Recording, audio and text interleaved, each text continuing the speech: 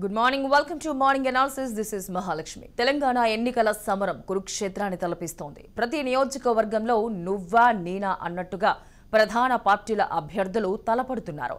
10 ఏళ్ల పాలనలో చేసిన అభివృద్ధి ఏంటో వివరిస్తూ బీఆర్ఎస్ ప్రజల్లోకి వెళ్తూ ఉంటే, ప్రభుత్వ వైఫల్యాలను వివరిస్తూ జనాల్లోకి వెళ్తున్నాయి Congress, BJP.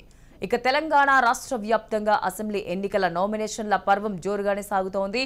బారాస, Congress, Bhajapa, CPM, CPI, BSP సహా వివిధ పార్టీలకు చెందిన వారు కూడా ఇండిపెండెంట్లు, రెబెల్స్ సహా అనేక మంది భారీ సంఖ్యలో నామినేషన్ వేయడంతో రాష్ట్రంలో సందడి నెలకొంది. పలుచోట్ల అభ్యర్థులు ప్రత్యేక పూజలు చేస్తున్నారు. ఇక భారీ ర్యాలీలు నిర్వహిస్తూ ఉన్నారు.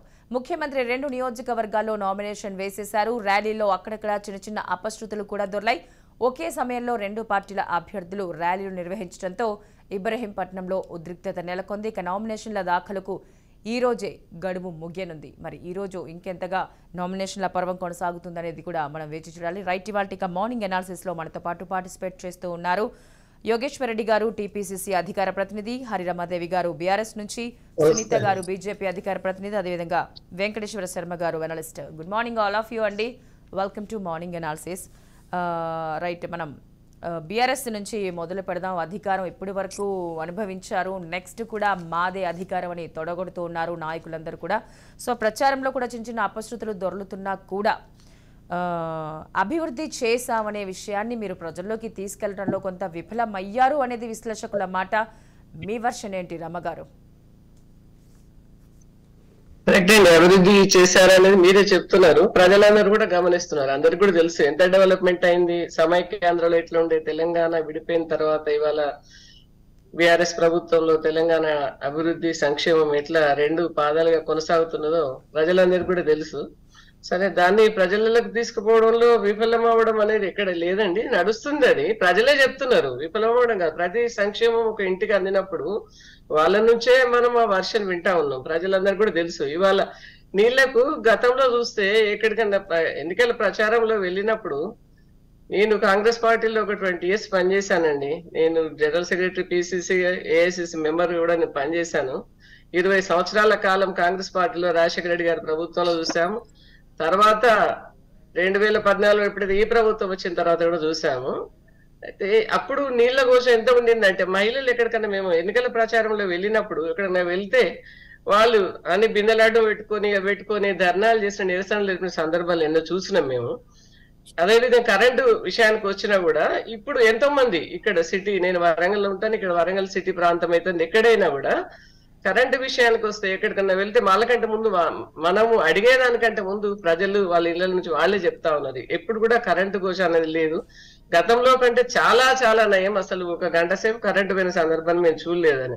మరి దాని మీదనే అప్పుడు చంద్రబాబు నాయుడు గారు కరెంటు ఉండదు, మరి బట్టల మీద తీగల మీద బట్టలు ఆరేసుకునేటువంటి పరిస్థితి వస్తుంది వారు చెప్పడం జరిగింది. మీరు అప్పుడు చూసిన వ్యతిరేకత, కాంగ్రెస్ ప్రభుత్వం నుంచి చేస్తున్న ప్రచారంలో వచ్చిన వ్యతిరేకత ఇప్పుడు బీఆర్ఎస్ నుంచి వెళ్తున్నప్పుడు జరగట్లేదా? కొన్ని చోట్ల మహిళలు ఒక గ్రామం కంప్లీట్ గా అసలు అడుగే పెట్టొద్దు, మాకేం చెయ్యలేదు అని అసలు అడుగు పెట్టనివ్వకుండా కొంతమంది బీఆర్ఎస్ నాయకులను అడ్డుకున్నట్టుగా కూడా కొంచెం తెలుస్తుంది. రైట్, మీకేమైనా కాంగ్రెస్ గెలుపు భయం పట్టుకుందా? జగ్గారెడ్డి గారు వ్యాఖ్యానించినట్టుగా కేసీఆర్ కి మిషన్ భగీరథ ఇవాళ ఇంటింటికి వచ్చి ఎక్కడన్నా ఉందా అండి? మనకు కనబడుతుందా? ఊర్లలో వెళ్ళినా కనీసం పల్లెటూర్లలో కూడా మిషన్ భగీరథ వాటర్ వస్తున్నది. ఎక్కడ చూసినా కూడా అదే ఉందండి. రైతులకి ఇవాళ ఉచిత కరెంట్ ఇస్తున్నారు. ఎక్కడ కూడా కరెంటు లేక ఇబ్బంది పడ్డ సందర్భాలు ఎన్నో లేవు. వాళ్ళే రైతులు మనం చూస్తున్నాం. పొద్దున్న లేస్తే సోషల్ మీడియాలో కూడా ఎంతో మంది రైతులు వాళ్ళే ముందుకొచ్చి వాళ్ళు చెప్తా ఉన్నారు, మేము గతంలో ఇట్లున్నాం, మరి ఇక ముందు కూడా వాళ్ళు వేరే పార్టీలకు మనకు అవకాశం ఇస్తే మళ్ళీ అదే పరిస్థితి వస్తుందని చెప్పి వాళ్ళు చెప్తున్నారు. మనం చూస్తున్నాం సంక్షేమం, అభివృద్ధి అనేది ఎక్కడ కూడా లోటు జరగలేదు. ప్రజలలో కూడా వెళ్ళిందండి. దాన్ని కూడా ప్రచారం ఇప్పుడు కూడా ఎన్నికలలో కూడా చేస్తున్నాం. ఇక ముందు కూడా మేము ప్రకటించినటువంటి ఎన్నో స్కీమ్స్ ఉన్నాయి. దాన్ని కూడా ఇప్పుడు రేపు సిలిండర్ 400లకు వస్తుందంటే ఎంత సంతోషపడుతున్నారు మహిళలందరూ కూడా. ఇలాంటి అంటే మేనిఫెస్టోలో గతంలో పెట్టని కూడా ఎన్నో ముందుకు తీసుకొచ్చి చేయడం జరిగింది మా ప్రభుత్వం. ఇప్పుడు కూడా ఇక ముందు ఇప్పుడు ఏవైతే ఇంకా మేనిఫెస్టోలో పెట్టామో దాన్ని ఇప్పుడు ఆసరా పెన్షన్స్ అయితే తర్వాత రైతు బంధు ఇవన్నీ పెంచడం. రైతులకు కూడా ఏంటంటే ఇప్పుడు ఒకవేళ ఈ టైం వచ్చిందంటే ఏమంటారు దాన్ని, మనం విత్తనం వేసే టైం జూలై, ఆగస్టు ఆ టైం లోపల వాళ్ళు ఎంత ఇబ్బంది పడేవాళ్ళు కనీసం పెట్టుబడులకు డబ్బులు లేక. ఇవాళ పెట్టుబడులు డబ్బులు బ్యాంకులో వాళ్ళ ఖాతాలో జమ అవుతుంటే వాళ్ళు ఎంతో సంతోషంగా వాళ్ళు మళ్ళీ దాన్ని పంట వేసుకొని మళ్ళీ దాన్ని ఇది చేసుకున్న తర్వాత దానికి మద్దతు ధర ఇవ్వడం ప్రభుత్వం ఎన్నో చేస్తా ఉందండి. దాన్ని ప్రజలందరూ కూడా గమనిస్తున్నారు. వాళ్ళలోకి వెళ్ళిపోయింది అది, వాళ్ళే మాకు చెప్తున్నారు. యోగేశ్వర్ గారు మీరేమంటారు? ప్రచార పంథా మారింది, మనం చేసే అభివృద్ధిని చూపిస్తూ మనం ప్రచారానికి వెళ్తూ ఉంటాం, కానీ ప్రభుత్వ వైఫల్యాల్ని చూపిస్తూ కాంగ్రెస్ ముందుకెళ్తుంది. ఏదో చిన్న యాడ్ కూడా మనం చూసాం, కారు టైరు పంచర్ అవుతున్న యాడ్ ఒకటి కనిపిస్తుంది. రైట్, అసలు మీ పంథా ఏంటి? అందరికీ గుడ్ మార్నింగ్. రాజేష్ ఈరోజు డిస్కషన్ లో పార్టిసిపేట్ చేస్తున్నటువంటి అభివృద్ధి అంటే ఇవాళటువంటి బీఆర్ఎస్ పార్టీ ఇప్పటి వరకు చేస్తున్నటువంటి ఏ పథకాన్ని తీసుకున్నా గానీ బీఆర్ఎస్ పార్టీలో అగ్రనాయకులకు ఆ కుటుంబానికి ఏ పథకాలు అయితే కమిషన్స్ వస్తాయో అది మాత్రమే వాళ్ళు ఇంప్లిమెంటేషన్ చేసిరు. కానీ నిజంగా కూడా ప్రజలకు వచ్చే పథకాలు ఏమన్నా పూర్తి స్థాయిలో వాళ్ళు పెట్టినప్పుడు 9 సంవత్సరాల నుంచి ప్రజలు అభివృద్ధి చెందిరంటే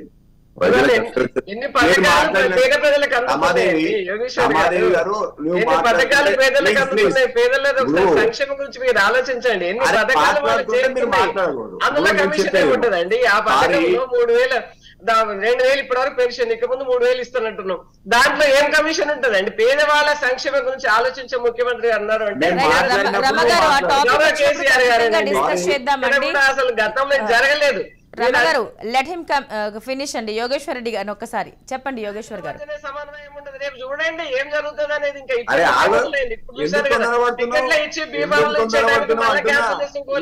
ఆవేశపడుతున్నావు ఎందుకంత ఆవేశపడుతున్నావు? ఆగొచ్చు కదా, మేము చెప్పింది వినే ఓపిక మీకు లేదు కదా. చెప్పండి. ఎందుకంటే ముందు నువ్వు ఏ పార్టీలో ఉన్నావు యాడ్ చేసుకో. ఆయన ఎందుకో పార్టీలోకి వెళ్ళి బయటకు వెళ్ళి మాట్లాడండి. ఏ పార్టీలో ఉంటే దాని చూశాను కాబట్టి చూసిన తర్వాత ఈ పార్టీ ఏం మాట్లాడుతున్నాను కరెక్టే నాకు తెలుసు అండి, నాకు తెలుసు. సారీ, మేము చెప్పేది వినే ఓపిక ఉంటేనేమో డిస్కషన్ చేద్దాం, లేకపోతే అవసరం లేదు. చెప్పండి ఏం మాట్లాడుతున్నావు? నువ్వు మాట్లాడినప్పుడు నేను మాట్లాడినా, మాట్లాడిన ఒక్కసారి మీరు మాట్లాడుతున్నాను సార్. నేను సరే మాట్లాడి ఓపిక ఉండాలమ్మా. మాట్లాడినప్పుడు ఏం సంక్షేమ పథకాలు ఇస్తున్నావు? అభివృద్ధి అంటే ఎవరికైనా ఉద్యోగాలు ఇచ్చి మీరు ఇప్పుడు నోటిఫికేషన్స్ ఎన్నిసార్లు ఇస్తాం? పోలీస్ నోటిఫికేషన్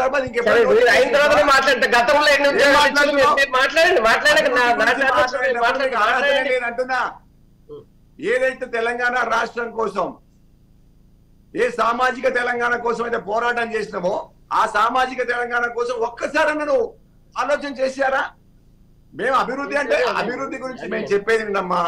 అభివృద్ధి గురించి నిన్నటి వరకు సిలిండర్ గురించి మాట్లాడుతున్నావు. ఇప్పుడు నువ్వు నిన్నటి వరకు 500 సిలిండర్ ఎందుకు వేయాలి? మరి నిన్నటి వరకు 1,200 1,100 సపోర్ట్ చేయలేదు. కాంగ్రెస్ పార్టీ వచ్చి 6 డిక్లరేషన్స్ చేసిన తర్వాత ఏమంటే మీరు మార్పు జరిగారు. మీకు నిజంగా కూడా నైతిక బాధ్యత ఉంటే, మహిళల మీద ప్రేమ గౌరవం ఉంటే మరి నిన్నటి వరకు ఎందుకు చేయలేదు? నిన్నటి వరకు నీవే కదా అధికారంలో ఉన్నది. 10 సంవత్సరాల నుంచి అధికారంలో ఉంటే కనిపించలేదా మరి సిలిండర్ ద్వారా? ఇప్పుడు సిలిండర్ గురించి చాలా గొప్పలు చెప్తున్నావు. 10 సంవత్సరాల నుంచి కూడా ఇప్పుడు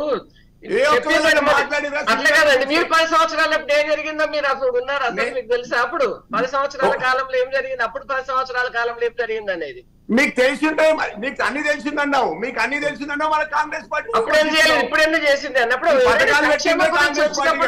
ఉంటదండి. ఒక ఎన్నికల్లో కాంగ్రెస్ పార్టీ దాన్ని ఫాలో అవడం అనేది ఉంటదండి. నేను ఏమంటున్నానంటే ఈ పథకాలు పెట్టిందే కాంగ్రెస్ పార్టీ పెట్టుకుంటూ వస్తున్నాయి. దీన్ని మీరు నేను ఒక్కటే చెప్తున్నా, డిస్కషన్ చేసేటప్పుడు మీకెంత హక్కులో మాట్లాడితే మాకు అంతే హక్కు ఉంటుంది. మాట్లాడే హక్కు వినే ఓపిక కూడా లేకుండా మేము ఏం చేయలేము. దానికి ప్రజలు గమనిస్తున్నారు, ప్రజలు ఇస్తారు. ఎందుకంటే ఆవేశపడుతున్నారు. మీరు మాట్లాడండి, మీరు మాట్లాడిన తర్వాత మాట్లాడతాను అన్నాను. ఏం మాట్లాడుతున్నావు? ఒకటే చెప్తున్నా, మన అభివృద్ధి గురించి అంటే ఈ రాష్ట్రంలో ఏదైతే సామాజిక తెలంగాణ కోరుకున్నామో, ఏదైతే బడుగు బలహీన వర్గాల తెలంగాణ కోరుకున్నామో, ఏదైతే నష్టపోయినామో నీళ్లు నిధులు నియామకాల విషయంలో నష్టపోయినామో ఆ తెలంగాణ కోసం ఏదైతే కొట్లాడి సాధించిన తెలంగాణలో ఈ రోజు ఈ ఒక్క కుటుంబమే బాగుపడింది. తెలంగాణ రాష్ట్రంలో రాజకీయ నాయకులు కూడా ఆ రోజు ప్రభుత్వంలో తెలంగాణను వ్యతిరేకించిన వాళ్ళే ఇలా టిఆర్ఎస్ ప్రభుత్వంలో ఉండి వాళ్ళే బాగుపడింది తప్ప తెలంగాణలో ఏ ఒక్క పౌరుడి కూడా పోరాటం చేసినోడు కానీ తెలంగాణ గురించి ఏ ఒక్కడికి కూడా న్యాయం జరగలేదు, ఏ కోరికలు కూడా నెరవేరలేదు. నీళ్ళ విషయానికి వస్తే కాళేశ్వరం మల్లన్న సాగర్ కట్టావమ్మా. కాళేశ్వరం మల్లన్న సాగర్ కంటే ముందు పాలమూరు రంగారెడ్డి ప్రాజెక్టు ఎందుకు పూర్తి చేయలేకపోయినా ఈ రోజు వరకు కూడా? పాలమూరు రంగారెడ్డి ప్రాజెక్టు పూర్తి చేస్తుంటే ఇవాళ నల్గొండలు ఇంకా కూడా ఫ్లోరోన్తో బాధపడుతున్నారు. రంగారెడ్డికి నీళ్లు లేవు, కృష్ణా పక్కెమ్మటి పోతుంటే కూడా రంగారెడ్డికి నీళ్లు రాలేకపోతున్నాయి. పాలమూరు రంగారెడ్డి కంప్లీట్ చేయకుంటే దాంట్లో మీకు కమిషన్స్ ఉన్నాయి కాబట్టి మల్లన్న సాగర్ కానీ కాళేశ్వరం కానీ కట్టుకున్నావు. ఇలా కట్టుకున్నాక 6 నెలలు కాకముందుకే ఏడాది లోపలనే నీకు కుంగిపోతున్నాయి. కళ్ళు కనిపిస్తలేవా ప్రజలకు? చూస్తున్నారు కదా ప్రజలు. నియామకాల విషయానికి వస్తే పోలీసు నోటిఫికేషన్స్ తప్ప ఏదన్నా నోటిఫికేషన్స్ వేసిరా? డిఎస్సి ఎన్నిసార్లు వేసినావు? టీఎస్పీఎస్సీలో ఎన్నిసార్లు వేసినావు? ఒక్కసారి వేసి ఎగ్జామ్ ను కరెక్ట్ గా కూడా నిర్వహించలేనటువంటి దుర్మార్గమైనటువంటి ప్రభుత్వం ఈ ప్రభుత్వం. వీళ్ళు అభివృద్ధి గురించి మాట్లాడుతున్నారు. ఇలా కాంగ్రెస్ పార్టీ ఏదైతే 500 సిలిండర్ చేసిరో మేము 400 అంటారు, మహిళలకు 2500 అనగానే 3000 అంటారు. మీరు అభివృద్ధి గురించి మాట్లాడుతుంటే దయ్యాలు వేదాలు వల్లించినట్టుంది టిఆర్ఎస్ పార్టీ వాళ్ళ గురించి. రైట్, ఏం మాట్లాడుతున్నారు అభివృద్ధి అంటే? ఓకే అండి, సునీత గారు మీరు చెప్పండి. బీసీ నేతకి సంబంధించి సీఎంని చేస్తామంటూ మీరు ముందుకెళ్తున్నారు. మిగిలిన పార్టీలన్నీ కూడా అభివృద్ధో లేకపోతే అందులో ఉన్న లోపాలను ప్రచారం చేస్తూ ఉన్నాయి. బట్ కేవలం బీసీ వ్యక్తిని ముఖ్యమంత్రిని చేస్తేనే సమస్యలు తొలగుతాయంటారా? అసలు బీజేపీకి ఓటు ఎందుకు వేయాలంటే ఏం చెప్తారు? ప్యానెల్లో ఉన్న మిత్రులందరికీ నమస్కారం. రాజ్ న్యూస్ ప్రేక్షకులందరూ కూడా గుడ్ మార్నింగ్. ఇప్పుడు బీసీ ముఖ్యమంత్రి అనే ఒక్క దాని మీదనే కాదండి, తెలంగాణలో గత 4 సంవత్సరాల నుంచి మేము పోరాటం చేస్తూనే ఉన్నాము. తెలంగాణ ప్రజల పక్షాన మా పార్టీ పోరాటం చేస్తూనే ఉన్నది. ఎన్నో సార్లు మా రాష్ట్ర అధ్యక్షుని కూడా అరెస్ట్ చేయడం జరిగింది. నిర్బంధంగా గృహ నిర్బంధం చేసిన, గృహంలో ధర్నాలు చేస్తున్నా కూడా తీసుకెళ్లి జైల్లో పెట్టడం జరిగింది. మేము డే 1 నుంచి ప్రజల కోసం, నిరుద్యోగుల కోసం కానివ్వండి, ఎంసెట్ లో చనిపోయిన పిల్లలు ఎంసెట్ ఎగ్జామ్ నిర్వహించలేకపోతే పిల్లల కోసం మేము దీక్షలు చేయడం జరిగింది, ధర్నాలు చేయడం జరిగింది, జైలుకి వెళ్ళడం జరిగింది. టీచర్స్ ట్రాన్స్ఫర్లప్పుడు టీచర్లు సూసైడ్ చేసుకుంటే దానికోసం మా అధ్యక్షుడు గృహంలో కూడా కూర్చొని నిరాహార దీక్ష చేస్తే కూడా పట్టుకుపోయి జైల్లో పెట్టిన సంఘటనలు చూసినాము. మొన్నటికి మొన్న 10th ఎగ్జామ్స్ పేపర్లు లీక్ అయితే కూడా అదేదో మేము చేయించినట్టుగా మా అధ్యక్షుని పట్టుకుపోయి 8 జిల్లాలు తిప్పి జైల్లో పెట్టడం జరిగింది. మీరు చూసిండ్రు. ఇక యూపీపీఎస్సీ టీపీపీఎస్సీ ఎగ్జామ్స్ గ్రూప్ 1 గ్రూప్ 2 అయితే ఇక మీరు చూస్తూనే ఉన్నారు. ప్రతి నిమిషము ప్రజలలో ఉంటూ మేము పోరాటాలు చేస్తున్నాం కాబట్టి ఖచ్చితంగా మేము ప్రజల్ని ఓట్లు అడుగుతున్నాం. ప్రజలు మా పక్షాన ఉన్నారని మేము ఇంకొకటి అనుకుంటున్నాం. ఇక బీసీ సీఎం మేము ప్రకటించినామంటే ఇది బీసీ వర్గాల నుంచి వచ్చిన వాళ్ళ చిరకాల కోరిక, వాళ్ళ ఆత్మ బలం కోసము, వాళ్ళలో ఉన్న ఒక కోరిక. ఇన్ని సంవత్సరాల మన ప్రజాస్వామ్యంలో స్వతంత్రం వచ్చిన దగ్గర నుంచి మా బీసీ వర్గాలని తొక్కేస్తున్నారు, మా ఆత్మ గౌరవం దెబ్బతింటుంది. ఒక్కసారైనా మేము ముఖ్యమంత్రి అయితే మా వర్గాలకు మేము న్యాయం చేస్తాము అని చెప్పేసి వాళ్ళల్లో వచ్చిన ఆందోళన మనం చూసినాము. మనము గత 2 నెలల నుంచి కూడా చూస్తూ ఉన్నాము. ఆ వర్గాలలో ఎంత బాధపడుతున్నారు, ఎంత ఆందోళన పడుతున్నారు. మేము 54% మనం తెలంగాణలో ఉన్న ఏదైతే ప్రజలు ఉన్నారో ఆ పక్షాన మాకు ఎన్ని సీట్లు ఇస్తున్నారు, మాకు ఎందుకు ఇవ్వట్లేదు అని వాళ్ళు పోరాటం చేస్తున్నారు. వాళ్ళ పోరాటంలో కూడా న్యాయం ఉంది. ఎందుకు అంటే మనం ఓట్లు వేయించుకుంటున్నాం కానీ వాళ్ళకి సరైన సీట్లు కూడా ఇవ్వట్లేదు. సీట్లు ఇచ్చినా కూడా మంత్రి పదవులు ఇవ్వట్లేదు. ఇవాళ తెలంగాణ గవర్నమెంట్ చూస్తే ముగ్గురు మంత్రులు ఉన్న సంగతి మనం చూస్తూనే ఉన్నాం. అదే మనం బీజేపీ పార్టీ దేశంలో 27 మంది మినిస్టర్లు, క్యాబినెట్ మంత్రులు ఉన్నారు, 83 మంది ఎంపీలు ఉన్నారు. ఈ విధంగా మేము ప్రాధాన్యత ఇచ్చుకుంటూ వస్తున్నాం. ఇక్కడ కూడా బీసీ ముఖ్యమంత్రిగా మేము ప్రకటించడం జరిగింది. స్వయంగా ఇవాళ ప్రధానమంత్రి గారు కూడా బీసీ వర్గాలకు చెందిన వారుగా ఉన్నారు కాబట్టి ఖచ్చితంగా బీసీ సోదరులందరికీ దీనివల్ల న్యాయం జరుగుతుందని మనం అనుకుంటున్నాం. మేము ఖచ్చితంగా బీసీ వర్గాల ప్రజల మనోభావాలకు అనుగుణంగా వాళ్ళకు ముఖ్యమంత్రి ఇవ్వడం జరుగుతుంది. రెండోది, ఏదైతే ఈ ప్రభుత్వం చేయలేకుండా పోతుందో అవి మేము ఏ విధంగా చేస్తామో కూడా మేము ప్రజలకు చెప్పడం జరుగుతుంది. ఇప్పుడు అక్క రమాదేవి గారు చెప్పారు ఏమని, 400 రూపాయలకు మేము సిలిండర్ ఇస్తున్నాం. మహిళలం కాబట్టి మేము ముందు అది తీసుకుందాం అనుకుంటున్నా నేను. 400 రూపాయలకు సిలిండర్ ఇస్తాము అని చెప్తుంది అక్క. మరి ప్రభుత్వం ఎవరిది ఉంది? ఇప్పుడు మనదే ఉంది కదా అక్క. మరి కేంద్ర ప్రభుత్వము పెట్రోల్ రేట్లు 10 రూపాయల నుంచి 15 రూపాయలు తగ్గించినప్పుడు మన అన్ని రాష్ట్ర ప్రభుత్వాలు తగ్గించుకున్నాయి. 1 రూపాయి కూడా తగ్గించలేదు మన రాష్ట్ర ప్రభుత్వం. మరి దాని మీద ఎంత చిత్తశుద్ధి ఉంది ఈ రాష్ట్ర ప్రజల మీద మీకు? రెండోది, మొన్నటికి మొన్న కేంద్ర ప్రభుత్వం ప్రధాని మోడీ గారు 200 రూపాయల నుంచి 400 రూపాయల గ్యాస్ ధర తగ్గించారు. తగ్గించినప్పుడు కూడా మీరు 50 రూపాయలు కూడా తగ్గించుకోలేదు. ఎందుకు తగ్గిస్తామని ఇప్పుడు చెప్తున్నారు? మీ చేతుల్లో గవర్నమెంట్ ఉంది, మీరు చెయ్యగలరని. అంటే మీకు చెయ్యగలరు, కానీ మరి ఈ రాష్ట్ర ప్రజల మీద మీకేమైనా కక్ష ఉందేమో, ఈ రాష్ట్ర మహిళల మీద మీకేమైనా చిన్న చూపు ఉందేమో మాకు అర్థం కాలేదు. అంటే మీరు 400 రేపు ఓట్లేస్తే కానీ మేము తగ్గించమంటున్నారు. అంటే మీరు మహిళలతో మీరు బేరం ఆడుతున్నారు. మీరు తగ్గించగలిగినా తగ్గించలేకపోతున్నారు. ఎందుకంటే రేపు ఓట్లేస్తే కానీ మేము 400లకు తగ్గించాము అని ఇవాళ మహిళలని మీరు కించపరుస్తున్నారు. మహిళలని ఒక రకంగా బ్లాక్ మెయిల్ చేస్తున్నారు. వాళ్ళ మీద కక్ష సాధింపు చేస్తున్నారు. వాళ్ళ పట్ల మీరు కరెక్ట్ గా లేరు. వాళ్ళ ఓట్ల కోసం మాత్రమే ఇవాళ 400లకు సిలిండర్ ఇస్తున్నామని చెప్తున్నారు. మరి నిన్న మొన్నటి దాకా మీరు ప్రభుత్వంలోనే ఉన్నారు. 2018లో మీరేం చెప్పిండ్రు? ఉద్యోగాలు, ఇంటింటికి ఒక ఉద్యోగం ఇస్తాం. ఒకవేళ ఉద్యోగం ఎవరికైనా రాకుండా ఉంటే నిరుద్యోగ భృతి 316 ఇస్తారని చెప్పిండ్రక్క. మరి 3116 ఏ నిరుద్యోగులకు ఇచ్చిండ్రో మీరు చెప్పాలక్క. మరి ఒక నియామకాలు కూడా మీరు చేయలేని దుస్థితిలో ఈ రాష్ట్ర ప్రభుత్వం ఉంది. 30 లక్షల మంది నిరుద్యోగులు ఇలా సూసైడ్ చేసుకునే పరిస్థితుల్లో ఉన్నారు. నిన్నటికి నిన్న మౌనిక పాప పేరు చనిపోతే కూడా దాన్ని మిస్యూజ్ చేసి ఏదో లవ్ ఉంది, ఎఫ్ఐఆర్ ఉంది అని చెప్పి ఆ పిల్ల క్యారెక్టర్ అసాసినేట్ చేసే దిశగా మీరు తీసుకుపోయారు.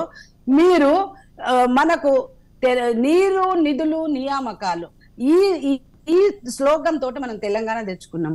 నీరు చూసినారు, ఎక్కడ ఒక ప్రాజెక్ట్ అని కట్టిండ్రు, రాష్ట్ర సొమ్మంతా దోషి ఆ ప్రాజెక్టు ఈ రోజు 10 TMCల నీళ్లు తెల్లారేసరికి సముద్రంలోకి వదిలే పరిస్థితి తెచ్చిండ్రు. 1,50,000 కోట్లు తీసుకుపోయి నీళ్ళలో పోసేసిండ్రు. నీరు సాధించలేదు, 1 ఎకరానికి నీళ్లు లేవు. నిధులు ఏ విధంగా కొల్లగొడుతున్నారో ప్రపంచం మొత్తం చూస్తుంది. ఇవాళ ఒక రోడ్డు వేసి గుంత బూడ్చే పరిస్థితి లేదు.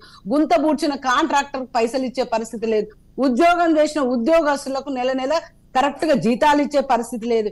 ఏ స్కీమ్ అయినా రియల్ ఎస్టేట్ వ్యాపారం లెక్క ఓ ఇల్లు కట్టించి చూపించి ఈ ఇల్లు లాగా మొత్తం ఇల్లు ఉంటది అని చెప్పి రియల్ ఎస్టేట్ వ్యాపారులు ఎట్లయితే రియల్ ఎస్టేట్ అమ్ముకుంటారో ఆ విధంగా మీరు దళిత బంధువు అని ఒకరికి ఇస్తారు. ఈ 10 లక్షలు ఇస్తున్నాం మీ కుటుంబానికి, మీకు అందరికి ఇస్తాం పో అని చెప్పేసి వాళ్ళకి ఆశ పెట్టి ఓట్లు వేసుకుంటారు. గిరిజన బంధువు అంటారు. అసలు గిరిజన బంధు అసలు మొదలు పెట్టినరో లేదో కూడా తెలియదు. ఇప్పుడు ఈ మధ్య కొత్తగా రైట్ అండి, వెంకటేశ్వర శర్మ గారితో మాట్లాడదామండి. మిగిలిన డీటెయిల్స్ కూడా చెప్తారు కానీ ఎందుకంటే ప్రభుత్వ లోపాలు లిస్ట్ చాలా పెద్దగా ఉంది. అవన్నీ మిగిలిన ప్రజలకి వెళ్తాం మేము.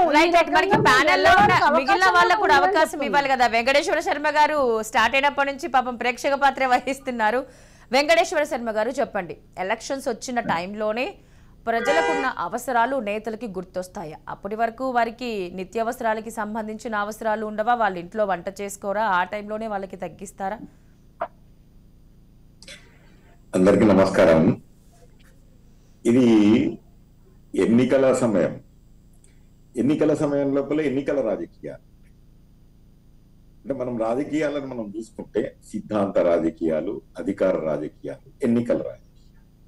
ఈ ఎన్నికల రాజకీయాల లోపల అన్ని పార్టీలు కూడా ప్రజలను తమ వైపుకు తిప్పుకోవడానికి అనేక రకాలైనటువంటి పథకాలను అవి మాట్లాడడం అనేటువంటి వాటికి ఉండేటువంటి సహజమైనటువంటి లక్షణం. అది వాళ్ళకు ఉన్నటువంటి స్వేచ్ఛ కూడా. అంటే నేను చేస్తామనేటువంటి విషయాలన్నీ కూడా అసాధ్యాలన్నింటినీ కూడా పక్కన పెట్టేసి ఏ విధంగానైనా కానీ సరే మనం ఎన్నికల లోపల గెలవాలనేటువంటి అంశాలను రాజకీయ పార్టీలు వాటికి ఇప్పుడున్నటువంటి సమయం లోపల గెలవాలి, అంతే. ఇది ఆట. ఇప్పుడు ఎన్నికల క్రీడ. ఈ క్రీడ లోపల మీరు ఏ రకంగా ఉంటున్నారు అనేటువంటిది ఆ విజయాన్ని సాధించాలి. ఆ విజయాన్ని సాధించడం కొరకు సంచలనమైనటువంటి ప్రకటనలు చేస్తుంది. ఈ సంచలనమైనటువంటి ప్రకటనలన్నిటి కూడా భవిష్యత్తు లోపల అది అధికారం లోపలికి వస్తే, అంటే ప్రకటన చేసినటువంటి అది పార్టీ ఏదైనా కానీ సరే అది అధికారం లోపలికి వచ్చినప్పుడు అది సాధ్యమవుతుందా కాదా అనేటువంటిది అప్పుడు తేలుతుంది. కానీ ఎన్నికల ముందు ఇవి మాత్రం అదంతా ఆలోచన చెయ్యవు. అంటే ప్రజాస్వామ్యంలో భారత రాజకీయాల లోపల రాజకీయ పార్టీలకు ఉన్నటువంటి ఒక సహజమైనటువంటి లక్షణంగా ఇది రాజకీయ సంస్కృతి లోపల వచ్చేసి, అందుకొరకు ఇప్పుడు వాటిని మనం తప్పుపట్టలేం. ఎందుకొరకు తప్పుపట్టలేమంటే సమాజం ఎప్పుడైనా కానీ సరే చైతన్యవంతమై అవి ప్రభుత్వాలను కట్టడి చేసినటువంటి సందర్భం లోపల రాజకీయ పార్టీలు ఇలాంటి అసాధ్యమైనటువంటి సంచలనాత్మకమైనటువంటి ప్రకటనలను అవి మానుకుంటూ వస్తాయి. అంటే ఇప్పుడు పార్టీలను మనం అనాలి, సమాజం అనేటువంటి చైతన్యమైనంత వరకు రాజకీయ పార్టీలు ప్రజాస్వామ్యం లోపల ఈ రకమైనటువంటి ప్రకటనలు చేస్తూనే వస్తుంది. అందుకొరకు వీటిని మనం తప్పుకొట్టాల్సినటువంటి అవసరం. అంటే సమాజం కూడా ఆలోచన చేయాలి, ఓటర్లు కూడా. ఈ పార్టీలు ఇవన్నీ మాట్లాడుతున్నాయి, ఈ పచ్చి అధికారం కొరకు అంటున్నాయి, ఇవి సాధ్యాసాధ్యాలు అనేటువంటి ఉన్నాయా అని బేరీజు వేసుకునేటువంటి దశకు సమాజం చేరుకున్నప్పుడు రాజకీయ పార్టీలు కూడా సాధ్యమైనటువంటి పథకాలను మాత్రమే ప్రకటిస్తూ ఉంటాయి. కొన్ని సందర్భాల లోపల సాధ్యాలను కూడా అవి చేయలేనటువంటి పరిస్థితి లోపల అవి అధికారం లోపలికి వచ్చినప్పుడు ఉన్నటువంటి అప్పుడు ఉన్నటువంటి పరిస్థితులను బట్టి అవి జరుగుతుంది. కొన్ని అసాధ్యమైనవి ఉన్నాయి కూడా సాధ్యమైపోతాయి. చిన్న ఎగ్జాంపుల్ చెప్తా. టిఆర్ఎస్ ప్రభుత్వం అనేటువంటిది అధికారంలోకి వచ్చిన తర్వాత చాలా వరకు కూడా పట్టేదారు పాస్బుక్ లోపల కౌల్కారు కాలాన్ని తీసేసింది.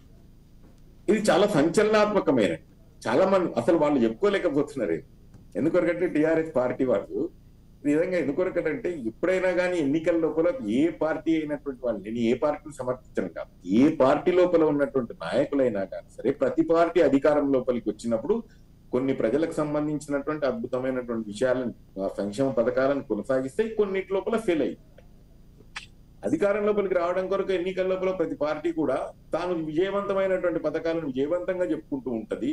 తర్వాత ఎక్కడైతే ఫెయిల్ అయి ఉంటావో ఆ పథకాలను కొంచెం మరుగున పెడుతూ ఉంటాయి. విపక్షాలు అధికారం లోపలికి రావాలనుకున్నటువంటి పార్టీలు అవి ఎక్కడెక్కడ ఫెయిల్ అవుతున్నావు వాటిని ప్రజల ముందరికి తెస్తూ ఉంటాయి. ఇది సహజమైనటువంటి, ఇది ఎన్నికల వాతావరణం.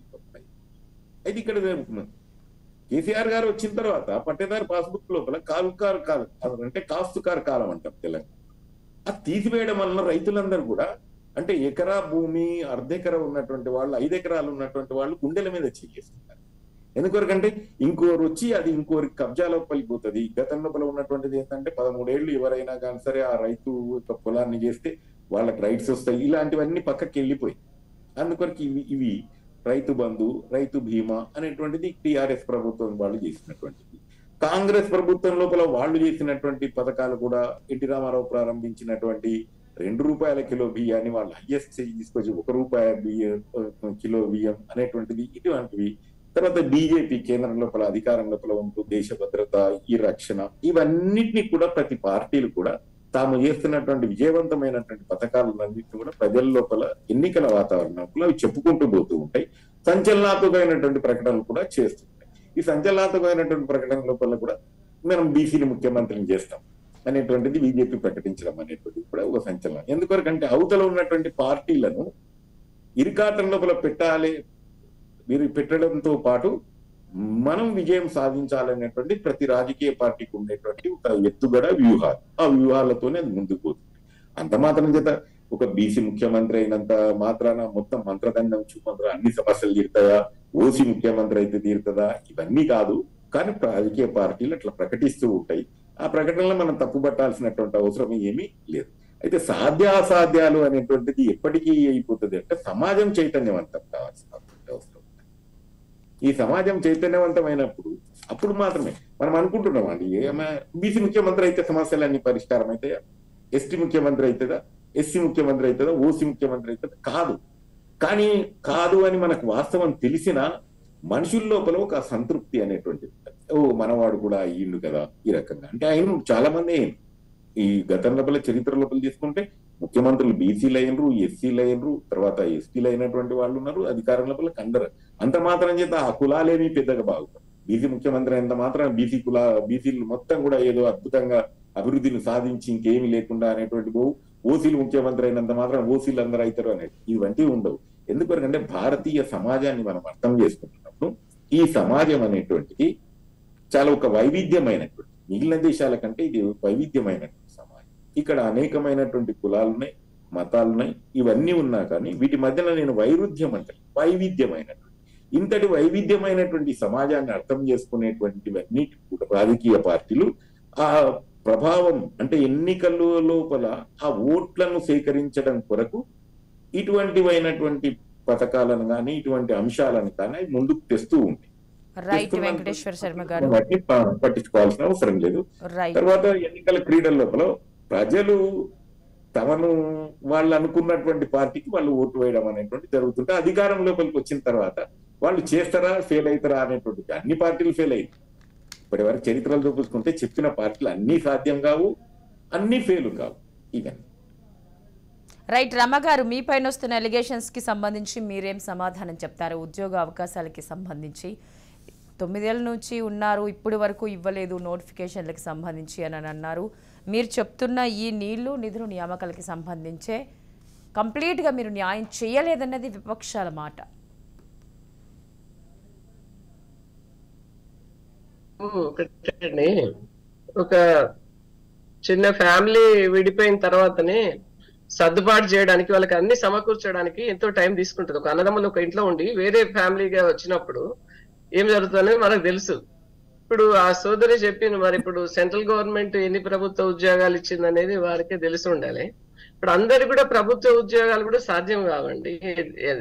ఎన్నో లక్షల కోట్ల మంది ఉన్న వాళ్ళకి అందరికి కూడా ప్రభుత్వ ఉద్యోగాలు సాధ్యం కాకపోవచ్చు. ప్రభుత్వ ఉద్యోగాలతో పాటు ఇవాళ ఐటీ మంత్రి గారు చూస్తున్నాం, ప్రొద్దున లేస్తే ఆయన ఇప్పటికి ఎన్నో సంస్థల నుంచి మరి ఫారిన్ వెళ్ళినప్పుడు వాళ్ళ నుంచి ఎన్నో సంస్థల నుంచి పెట్టుబడులు తీసుకొచ్చి ఇవాళ యువతకు ఉపాధి కల్పించినటువంటి సందర్భం మనం చూస్తున్నాం. ప్రతి ఇంట్లో ఎక్కడ అడిగినా కూడా కొంతమంది ఇప్పుడు గ్రామాల నుంచి కానీ ఎక్కడి నుంచి వచ్చిన పేషెంట్స్ వాళ్ళను క్వశ్చన్ చేసినప్పుడు కూడా ఏం చేస్తున్నారా మా పిల్లలు అంటే, నేను హాస్పిటల్ పెట్టి కూడా ఒక 40 years అయిందండి, నా చేతిలో పుట్టిన పిల్లలు కూడా చాలా మంది సాఫ్ట్వేర్ ఉద్యోగులు ఉన్నారు. వాళ్ళు అదే చెప్తారు ఆ మాట. ఏదన్నా కూడా ఇప్పుడు మాకు ఈ కంపెనీలో జాబ్ చేస్తున్నాడు మా బాబు, మా పాప ఈ కంపెనీలో జాబ్ చేస్తుంది చెప్తే ఎంతో వింటున్నామండి. ఇప్పుడు ఇన్ని కంపెనీస్ ఇప్పుడు ఐటీ హబ్ తయారైంది ఒక హైదరాబాద్ సిటీ. అన్ని పెట్టుబడులు పెట్టడానికి అన్ని సంస్థలు ఎక్కడెక్కడి నుంచో విదేశాల నుంచి వాళ్ళు ముందుకు వచ్చి వాళ్ళే వచ్చి పెట్టుకుంటా ఉన్నారు. దానివల్ల ఉపాధి కల్పన జరుగుతూనే ఉందండి. ఇక్కడ ఉన్నటువంటి మా వరంగల్ చూసుకుంటే అంతకుముందు ఉన్నటువంటి ఆజంజాహి మిల్లు కాంగ్రెస్ ప్రభుత్వ హయాంలో మరి అది ఆజంజాహి మిల్లు అనేది మూతపడింది. ఎంతో మంది కార్మికులు దాని మీద డిపెండ్ అయిన వాళ్ళు ఉండేది. అలాంటిది ఇవాళ textile park, mega textile park BRS ప్రభుత్వం తీసుకొచ్చింది. ఇవాళ ఇక్కడ కూడా ఎంతో మంది చేనేత కార్మికులకైతే ఏంటి వీళ్ళందరికీ కూడా ఉపాధి దొరుకుతా ఉందండి.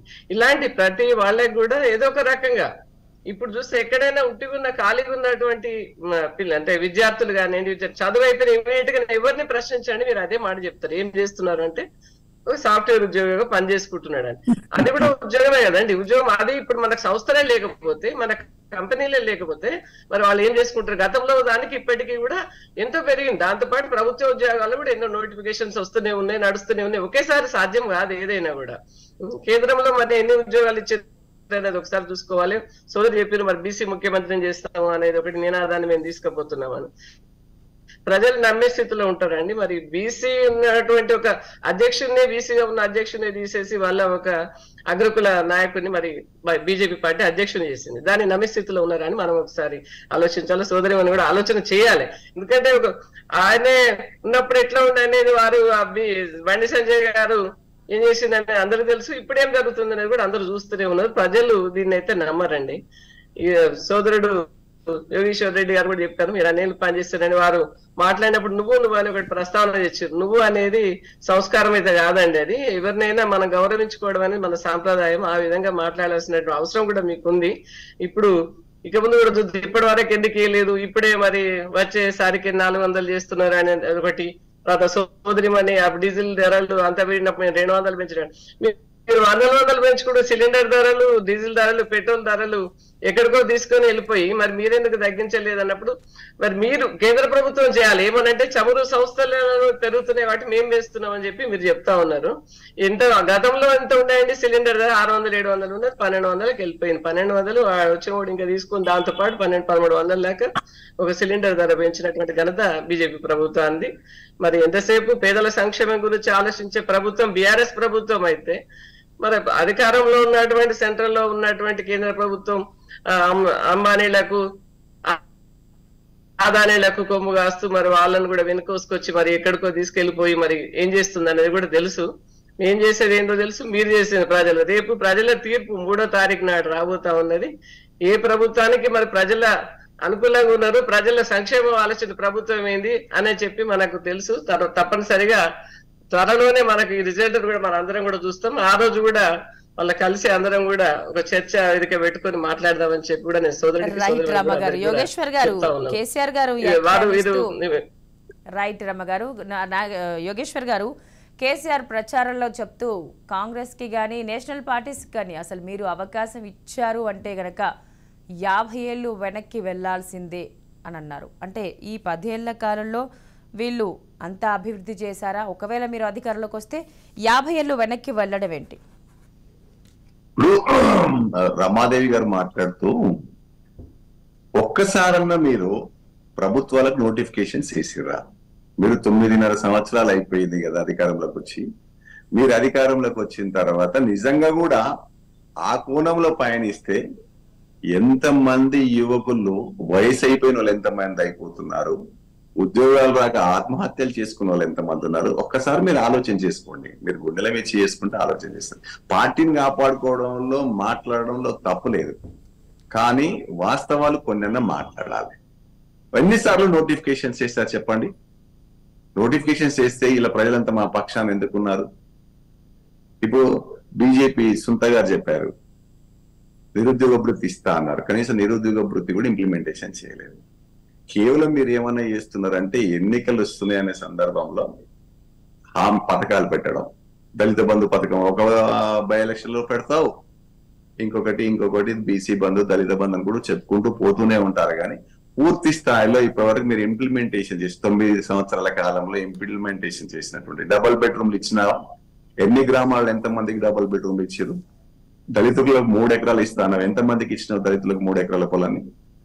నేనేమన్నా అంటే ఏదైతే ఈ రాష్ట్రాన్ని మనం కోరుకున్నామో, ఏ బహుజన తెలంగాణ కోసం, ఏ వెనకబడ్డ కులాలకు వెనకబడ్డ ఉద్యోగాలు లేవని చెప్పి మనం ఏదైతే కోరుకున్నామో నిజంగా కూడా వాటి కోసం మన పిల్లలన్నా సంతోషపడతారు. మన వయసు అయిపోయింది, కనీసం మన పిల్లల కోసం మనం ఉద్యమం మనం చేసినాం. 20 years 20 సంవత్సరాలు మనం ఉద్యమం చేసినాం. సుంత గారు ఉద్యమం చేసిరు, మీరు చేసిరు, అందరు చేసిరు ఉద్యమం. దేనికోసం చేసినాం? ఈ క్షణం మనకు బాగుపడాలని చెప్పో లేకపోతే మన కుటుంబాలు బాగుపడాలి, భావి తరాలకైనా ఉద్యోగాలు రావాలని ఎన్ని సాఫ్ట్వేర్ కంపెనీలు తెచ్చిండు. నేను కాదంటలేను, కేటీఆర్ గారు అబ్రాడ్స్ బయటికి పోతా ఉంటాడు, ఒక కాగితం రాసుకుని 4 ఫోటోలు దిగి ఇగో పెట్టుబడులు వచ్చేస్తున్నాయి రాష్ట్రానికని ఒక ఫోటో తీసుకొస్తాడు, పేపర్లు ఇస్తాడు. ఎన్ని కంపెనీలు సాఫ్ట్వేర్ కంపెనీలు వచ్చినాయి? ప్రతి ఇయర్ ఎంతమంది సాఫ్ట్వేర్ పిల్లలు తెలంగాణలో వరంగల్ గాని హైదరాబాద్ లో గాని ఎంతమంది సాఫ్ట్వేర్ ఉద్యోగాలు చేస్తారో లెక్కలు చెప్దామా? నా దగ్గర ఉన్నాయి లెక్కలు, నేను చెప్తాను. ఎన్నిసార్లు ప్రభుత్వ ఉద్యోగాలు ఇచ్చినాం? అభివృద్ధి అంటే ఎక్కడ అభివృద్ధి? మల్లన్న సాగర్ కాళేశ్వరం ప్రాజెక్టు కట్టినావు, దానికంటే ఉన్నటువంటి ఆన్గోయింగ్ ప్రాజెక్ట్స్ ఏవైతున్నాయో, పెండింగ్ ప్రాజెక్టులు ఏవైతున్నాయో దాన్ని ఎందుకు కంప్లీట్ చేయాలి? మరి కంప్లీట్ చేయలేదు. నువ్వు తెలుగుదేశం పార్టీలో ఉన్నప్పుడు ఫౌండేషన్ చేసినటువంటి పాలమూరు రంగారెడ్డి ప్రాజెక్ట్ ఎందుకు కంప్లీట్ చేయలేదు? ఆ రోజు నువ్వు అధికారంలో ఉన్నావు కదా, చంద్రబాబు నాయుడు, ఎన్టీ రామారావు ఎవరు చేశారు, చంద్రబాబు నాయుడే చేశారు కదా, దాన్ని కంప్లీట్ చేయలే. పాలమూరు రంగారెడ్డికి నీళ్లు అందిస్తున్నాయా? ఇక కొడంగల్, కోస్గి ఆ ప్రాంతాలకు పోతే ఇంకా కూడా నీళ్లు లేవు. హైదరాబాద్కి వచ్చేసరికి మేము వాటర్ ఇచ్చినా అంటున్నావు. నువ్వు మొన్న గ్రేటర్ ఎలక్షన్స్ అప్పుడు మీరు ఏం చెప్పారు? టీఆర్ఎస్ పార్టీ ఏం చెప్పింది? ఫ్రీగా ఇస్తాము, మేము డబ్బులు తీసుకోము అని చెప్పింది. ఇలా ఒక్కొక్క ఫ్యామిలీకి మళ్ళీ 15,000, 16,000, 20,000 మళ్ళా బిల్స్ వస్తున్నాయి. వాళ్ళు ఆ రోజు నుంచి కంటిన్యూ చేస్తుంటే కనీసం వాళ్ళ బిల్స్ కట్టుకుంటూ పోతే నెలకు 600 రూపాయలు కట్టుకుపోతే సమస్య కాకపోతుండే. ఇలా మళ్ళీ 15,000, 20,000 మళ్ళీ బిల్స్ వచ్చినాయి. ఎక్కడ అభివృద్ధి చేసినావు? రైతుల విషయానికి వచ్చేస్తే గతంలో టిఆర్ఎస్ పార్టీ, బిఆర్ఎస్ పార్టీ ఏం చెప్పింది? క్రాప్స్ కూడా మేము చెప్పిందే వేయాలి, అలా అయితేనే ప్రభుత్వం కొంటాది అని చెప్పి బెదిరించినటువంటి ప్రకటనలు, ప్రభుత్వం తీసుకున్న నిర్ణయాలు వాస్తవం కదా? పేపర్ కట్టింగ్లు చేయించిన, ప్రజలను అడిగిపించిన రైతుల్ని.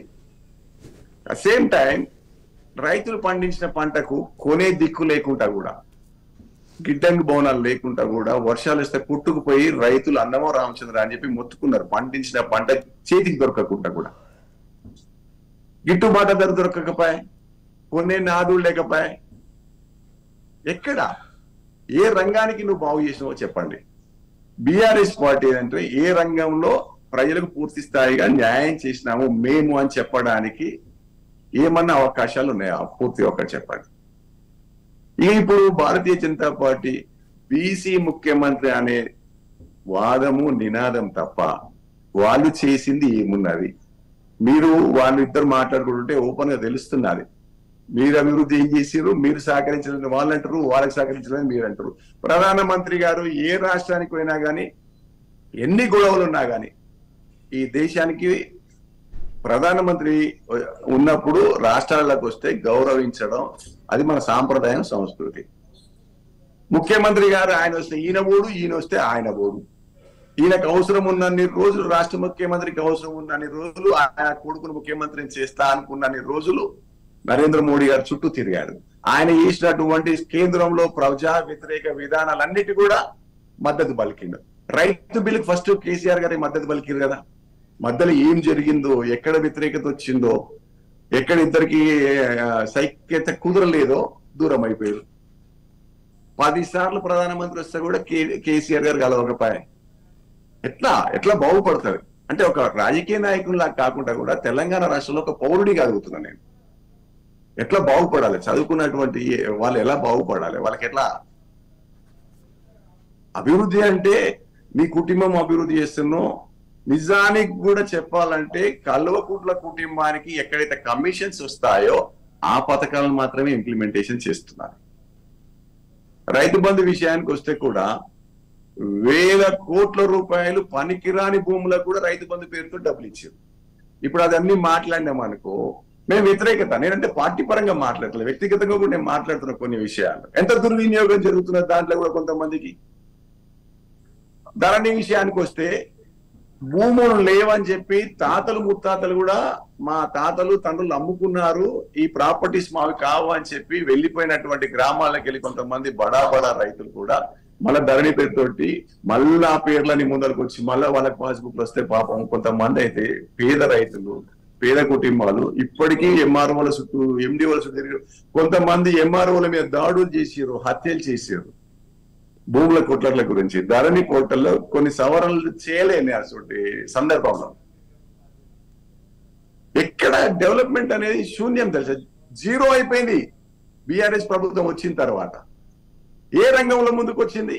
ఏ మంత్రికైనా సరే, కనీసం ఏ మంత్రికైనా ఒక నిర్ణయం తీసుకునే పవర్ ఉన్నదా ఈ రాష్ట్రంలో చెప్పండి? మంత్రికి ఏమో ముఖ్యమంత్రి దొరకడు, మంత్రికి ఎమ్మెల్యే దొరకడు, ప్రజలకు ఎమ్మెల్యే దొరకడు. ఏ ఒక్కరికి కూడా ఇది అందరూ ఓవరాల్ గా నష్టపోయేది. యోగేశ్వర్ గారు మీరు అన్న ఇదే కుటుంబ పాలన కాంగ్రెస్ మీద కూడా ఉంది. కేవలం గాంధీ కుటుంబానికి సంబంధించి మాత్రమే జరుగుతుంది, ఇది కాదనేది వీళ్ళు కూడా చెప్తున్నారు. కేవలం రాష్ట్రాన్ని పాలిస్తున్నా మీరు అదే కుటుంబ పాలనతో చాలా చోట్ల అన్ని రాష్ట్రాల మీద అదే చేస్తున్నారు అనేది మిగిలిన వాళ్ళ మాట. వచ్చినా కానీ సోనియా గాంధీ గారికి అవకాశం వచ్చినా కానీ, 2 సార్లు అవకాశం వచ్చినా కానీ, రాహుల్ గాంధీ గారికి 2 సార్లు అవకాశం వచ్చినా కానీ ప్రధానమంత్రి పదవి తీసుకోలేదు. కుటుంబ పాలన గురించి మాట్లాడేటందుకు కాంగ్రెస్ పార్టీ మీద ఆరోపణలు చేయడానికి అర్హత ఎవరికీ లేదు. సోనియా గాంధీ గారికి 2 సార్లు చిన్న అవకాశం రాలేదా? మన్మోహన్ సింగ్ గారిని ఎందుకు చేసింది? యోగేశ్వర్ గారు పదవిదేముంది అంటే పదవి ఎవరి చేతిలో ఉన్నా నడిపించే వాళ్ళు వేరే ఉంటారు కదా. ఎందుకంటే ఆయన సొంతంగా ఆయన డెసిషన్స్ అయితే తీసుకోలేరు కదా ప్రధానమంత్రి పదవిలో ఉన్నా కూడా. రైట్ అండి, సునీత గారితో మాట్లాడదాం. సునీత గారు చెప్పండి, బీజేపీ అతిపెద్ద ఓటు బ్యాంకు కాబట్టి బీసీ వాళ్ళకి ముఖ్యమంత్రి పదవి ఇస్తారా? ఎందుకంటే దళితుల్ని మోసం చేశారు, సీఎం చేస్తారని చెప్పి ఆల్రెడీ బీఆర్ఎస్ గవర్నమెంట్ మీద ఒక ఎలిగేషన్ ఉంది. మరి వాళ్ళు కూడా ముఖ్యమంత్రి పదవి కోసం ఆశిస్తూ ఉంటారు కదా. ఎందుకంటే ఏ నియోజకవర్గానికి ఆ నియోజకవర్గము, ఏ వర్గానికి సంబంధించి ఆ వర్గపు ప్రజలు మాకు అన్యాయం జరుగుతోంది, మేము లీస్ట్లో ఉన్నాం, మాకు కూడా అన్నీ అందాలి, చదువు, ఉద్యోగము, వైద్యం, ప్రతిదీ అనేది. సో మరి మీరు వాళ్ళది ఎందుకు ఇది చేయట్లేదు? మేడం ఇప్పుడు యోగి గారు మాట్లాడారు బీసీ ముఖ్యమంత్రి అనేది వీళ్ళ ఇది అని చెప్పేసి. మరి కాంగ్రెస్ వాళ్ళు బీసీ ముఖ్యమంత్రిని చేయొద్దు అనుకుంటున్నారా? అసలు వద్దని చెప్పాలని అనుకుంటున్నారా? అసలు బీసీలకు ముఖ్యమంత్రి పదవే వద్దు అనేది వాళ్ళ నినాదమా? అది చెప్పాల్సిన అవసరం ఉంటది. అట్లనే టిఆర్ఎస్ వాళ్ళు కూడా మనకు దళిత ముఖ్యమంత్రిని చేస్తానన్నారు, దళితులకు 3 ఎకరాల భూమి ఇస్తానన్నారు, ఇవన్నీ చేస్తానన్నారు. అవన్నీ మర్చిపోయారు, గొంతు కోసుకుంటున్నారు, ఇంకేదో చేస్తా అన్నారు. ఏ ఒక్కటి నెరవేర్చలేదు. కాబట్టి మేము ఏదైతే చెప్పండి, వద్దంటారా? బీసీ ముఖ్యమంత్రిని చేయొద్దంటారా? చెప్పండి. బీసీ ముఖ్యమంత్రి చేయాలన్నా వద్దా? ఒక్కదానికి ఆన్సర్ చెప్పండి. వద్దా? బీసీ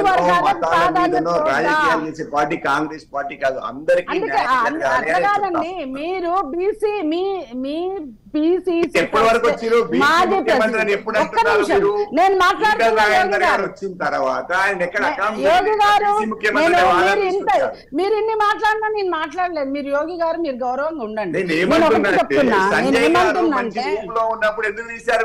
నేను అదే చెప్తున్నానండి, అదే చెప్తున్నాను. మీరు చెప్పండి, వినే ఓపిక ఉండాలి మీకు. మీరు బీసీ ముఖ్యమంత్రి వద్దనుకుంటున్నారు.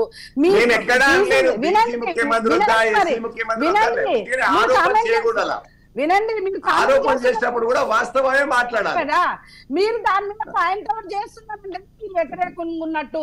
మీరు స్వయంగా పిసిసి మాజీ అధ్యక్షుడే మా పార్టీలో బీసీలకు అన్యాయం జరుగుతుంది, బీసీలకు టికెట్లు ఇస్తలేరు, మేము అన్యాయం అయిపోతున్నాము, మా పార్టీ మాకు న్యాయం చేయట్లేదు అని చెప్పి పార్టీ మారిండ్రు. దానికి మీరు ఒక్క సమాధానం చెప్పిన పరిస్థితి లేదు. ఇవాళ 54% ఓట్లు ఉన్నాయి. మేము బీసీలకు చాలా ఏదో చేస్తున్నాము, ఏదో ఒరగబెడుతున్నామని చెప్పారు. 50-60 సంవత్సరాలు మీరు ప్రభుత్వంలో ఉన్నారు. ఈ రోజు 20 సీట్లు పరిమితం చేసినారు, 20 సీట్ల వాళ్ళని పరిమితం చేసిండ్రు. మీ చిత్తశుద్ధి కులాల మీదనో మతాల మీద రాజకీయాలు చేయాలనే ఆలోచన మాకు లేదు. వినండి, ప్రభుత్వానికి కేసీఆర్ గారిని గద్దెదించాలి, ప్రజలకు న్యాయం చేయాలి, సామాజిక తెలంగాణ కోసమే పాటుపడాలి. ఈ తెలంగాణను మేము ఇచ్చాము, ఈ తెలంగాణను కాపాడుకోవాలి. నేను ఆయన మాట్లాడలేదు మేడం, ఆయన కంటిన్యూగా నాన్ స్టాప్ గా బ్రేక్ చేస్తున్నారు. నేను ఇంతసేపు ఇంతమంది మాట్లాడినా నేను సపోర్ట్ చేయలేదు. మరి మైనారిటీ డిక్లరేషన్ ఎందుకు, ఎస్సీ డిక్లరేషన్ ఎందుకు, ఎస్టీ డిక్లరేషన్ ఎందుకు? ఇవన్నీ మీరు వీళ్ళ కులాలు వద్దు, మతాలు వద్దు, అందరము ఈక్వల్ ఈ దేశంలో ఈ ప్రజాస్వామ్యంలో అందరూ సమానులే అయినప్పుడు మీరు కొత్త డిక్లరేషన్స్ ఎందుకు పెట్టుకుంటున్నారు? మరి బీసీలు ఏమన్యాయం చేసిండ్రు ఇన్నేళ్లలో? మరి మీరు ఇన్నేళ్లు పరిపాలన చేసిండ్రు, ఇన్నేళ్లు ప్రభుత్వాలు చేసిండ్రు. మనకు ఒక ఎస్సీ ముఖ్యమంత్రి అయ్యిండ్రు, రెడ్డిలు ముఖ్యమంత్రి అయ్యిండ్రు, కోమట్లు ముఖ్యమంత్రులు అయ్యిండ్రు. బీసీలను ఎందుకు చేయలేదు? బీసీ వర్గాలలో ఒక ఇది వచ్చింది, మా ఆత్మగౌరవం దెబ్బతిన్నది. మేము ఇన్ని సమాజంలో మేము 50% పైన ఉన్న మాకు ఒక అవకాశం రాలేదు. వాళ్ళలో ఉన్న ఒక ఆత్మగౌరవం, వాళ్ళలో ఉన్న ఒక బాధని మేము తీర్చడానికి ముందుకొచ్చాము. మీరు వ్యతిరేకిస్తున్న వ్యతిరేకించండి, మాకేమీ ఇబ్బంది లేదు. మీరు బీసీలకు వ్యతిరేకంగా పనిచేయండి, మీరు బీసీలకు వ్యతిరేకంగా మాట్లాడండి, మేమేమి అనము. ఎందుకంటే మేము ఖచ్చితంగా బీసీ ముఖ్యమంత్రిని చేసే తీరుతాము. ఎందుకు అంటే ఇలా ప్రజలంతా మాయనుకున్నారు కాబట్టి మేము ఖచ్చితంగా చేస్తాము. ఎందుకంటే మీలాగా మేము మాటలు ఇచ్చి తప్పుకునేటోళ్ళం కాదు. మీరు ఇక మీ వాళ్ళ ఒక 30 మంది లైన్ లో ఉన్నారు ఇప్పుడు ముఖ్యమంత్రుల కోసము. మరి వాళ్ళలో ఎవరికి ఇస్తారు అనేది మీకు కూడా తెలియదు, అసలు రాలేదో తెలియదు. బీసీ మాత్రమే ఎందుకు సునీత గారు, బీసీ మాత్రమే ఎందుకు? బీసీ వాళ్ళు వద్దు అని కాదు, అన్ని వర్గాల వారికి న్యాయం జరగాలి. ఏదైతే ఇప్పుడు బీఆర్ఎస్ నుంచి అవ్వలేదు, ఇప్పుడు దళితులు కూడా ఉన్నారు, ఇప్పుడు వాళ్ళకు కూడా మాకు న్యాయం జరగాలి, రావట్లేదు, అందుబాటులో ఉంది. మేడం మేము ఒక దళితుడిని రాష్ట్రపతిగా చేశాం మేడం. మేము ఒక గిరిజన మహిళని తీసుకుపోయి రాష్ట్రపతిని చేసినాం మేడం.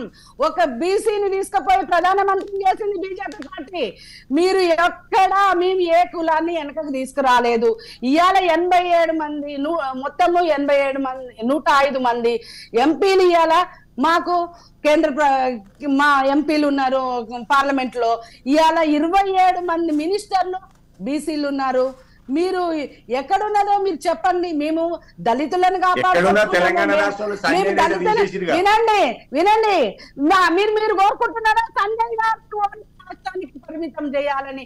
ఇవాళ సంజయ్ గారిని వినండి సార్, మాట్లాడొద్దు, మీరు బ్రేక్ చేయొద్దు. నేను కూడా మీరు చాలా విమర్శించారు, నేను సైలెంట్ గా ఉన్నా.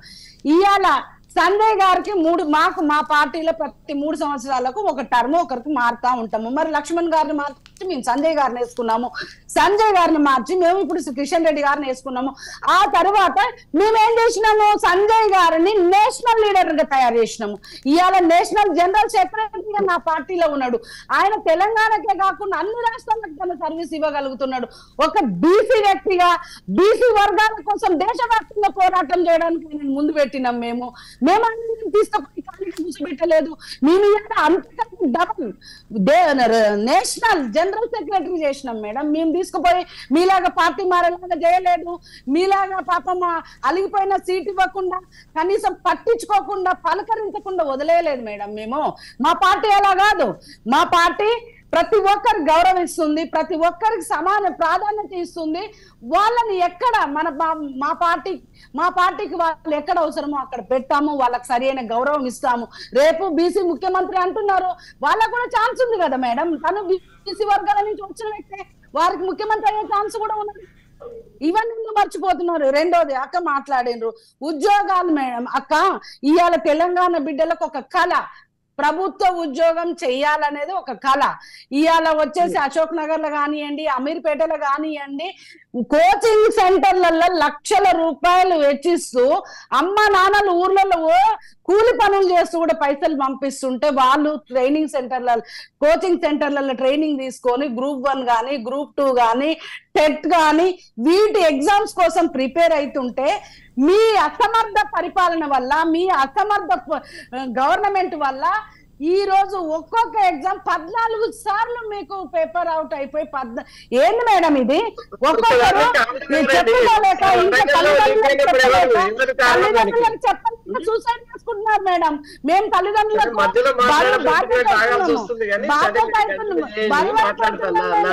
మేము నా తల్లిదండ్రులని మేడం నేను అదే చెప్తున్నా. మీరు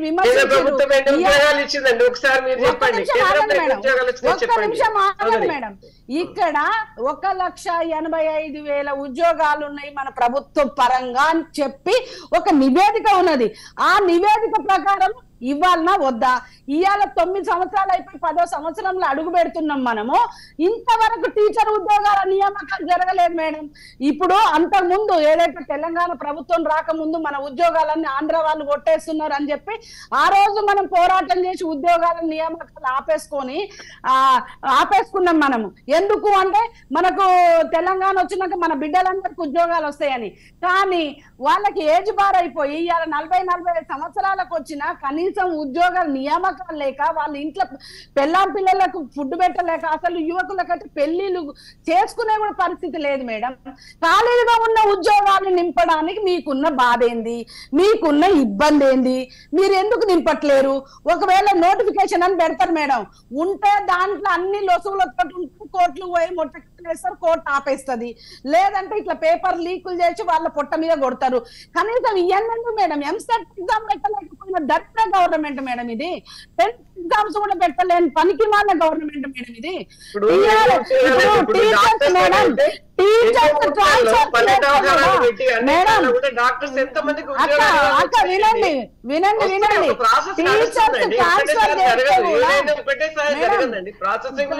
ట్రాన్స్ఫర్స్ టీచర్స్ గడంతా బీఆర్ఎస్ ప్రభుత్వం అండి. హెల్త్ పరంగా ఎందుకు వాళ్ళకి అన్ని అపాయింట్ చేసి వాళ్ళకి అందుబాటులో వైద్యాన్ని క్రాస్ టాక్ చేయకండి. ఇప్పుడు ఆర్టీసీ ఉద్యోగులను ఇవాళ వచ్చేసి మేము ప్రభుత్వంలో కలుపుకుంటున్నాం అని చెప్పి ఇప్పుడు చెప్పిండ్రు. గత సంవత్సరం వాళ్ళని పండుగలు పబ్బాలు ఏమి చేసుకుంటారు, రోడ్ల మీద కూర్చోబెట్టి పండుగ పూట కూడా ఫస్ట్ నుంచి వాళ్ళ 35 మంది చావుకు కారణమైన ప్రభుత్వం మేడం ఇది. వీళ్ళకు ప్రభుత్వం ఉద్యోగుల మీద కనికరం లేదు, ప్రజల మీద కనికరం లేదు, మహిళల మీద కనికరం లేదు, విద్యార్థుల మీద కనికరం లేదు. ఎక్కడ కనికరం ఉంది, ఎక్కడ మహిళలు ఆదరించిండు, ఏ పార్టీ ఆదరించింది, ఏ ప్రభుత్వం ఆదరించింది త్వరలోనే మనం చూడబోతామండి. తెలుస్తుంది ఎట్లా బాకాలే మా పార్టీని దేశవ్యాప్తంగా తీసుకుపోవాలా. ఆయన రాజ్దీప్ సర్దేశాయ్ అనుకుంటా ఆయన స్వయం ఆయన చెప్పిండు, నాతోడు ముఖ్యమంత్రి గారు మాట్లాడినరు, నన్ను ప్రధానమంత్రి అభ్యర్థిగా చేసి అన్ని పార్టీలకు దేశవ్యాప్తంగా నిధులు కూడా పెడతానని చెప్పిండు అనే ఉద్దేశం మనము చూసినాం మేడం.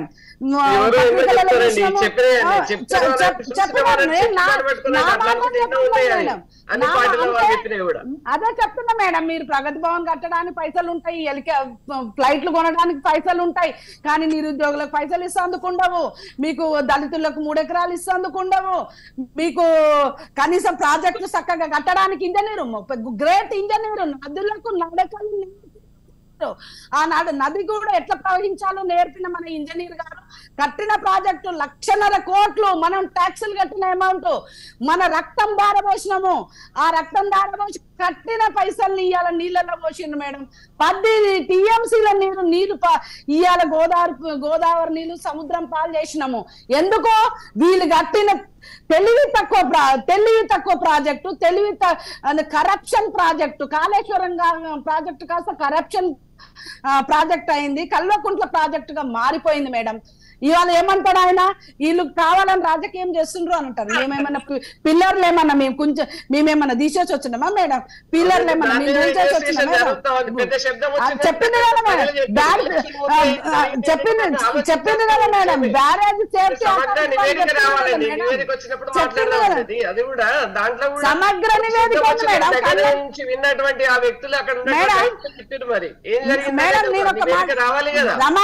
రమాదేవి గారు మీరు ఒక ఇల్లు కట్టుకున్నారు, ఒక పిల్లర్ అల్ల గుంగిపోయింది అంటే ఫాల్ట్ ఉందా, లేకుంటే సమగ్రంగా నివేదిక వచ్చినాక అది పైకి లేస్తుందా? నువ్వు కట్టుకున్న ఇల్లుకు 4 పిల్లర్లు 4 రోకులు వేస్తే ఒక పిల్లర్ కుంగిపోయిందంటే అది డిఫెక్ట్ ఉందా లేదా, అక్కడ ఏమో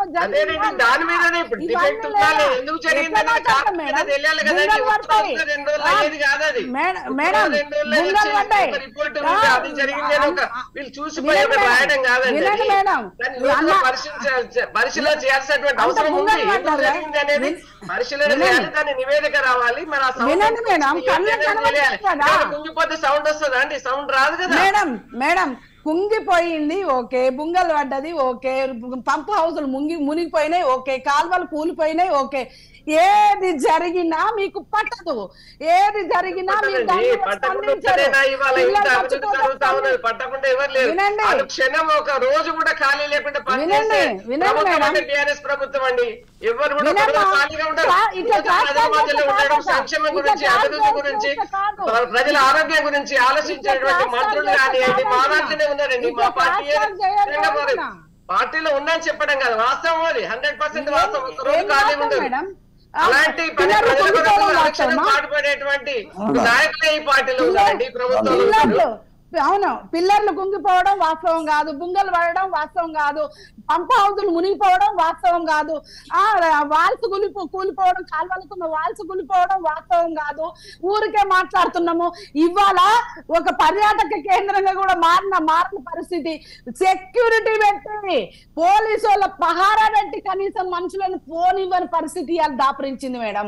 మీరు కనీసం చూడడానికి వెళ్ళడానికి కూడా పర్మిషన్ ఇవ్వని పరిస్థితి ఉన్నాయి మేడం. మీరు వినండి మేడం, ఎలక్షన్ల కోసం ఇచ్చే పథకాలు ఏం చేసిండ్రు అంటున్నా, ఎలక్షన్ల కోసం పెట్టిన పథకాలు తప్ప ఏం పెట్టిరు? ఎలక్షన్ల కోసం దళిత బంధు పెట్టిరు, ఎలక్షన్ల కోసం గిరిజ బంధు పెట్టిరు, ఎలక్షన్ల కోసం బీసీ బంధు పెట్టిరు. ఏ దళితునికి మీరు పైసలు ఇస్తలేరు, ఏ గిరిజనుడికి పైసలు ఇస్తలేరు. కేంద్ర ప్రభుత్వం 2.5 లక్షల మేడం.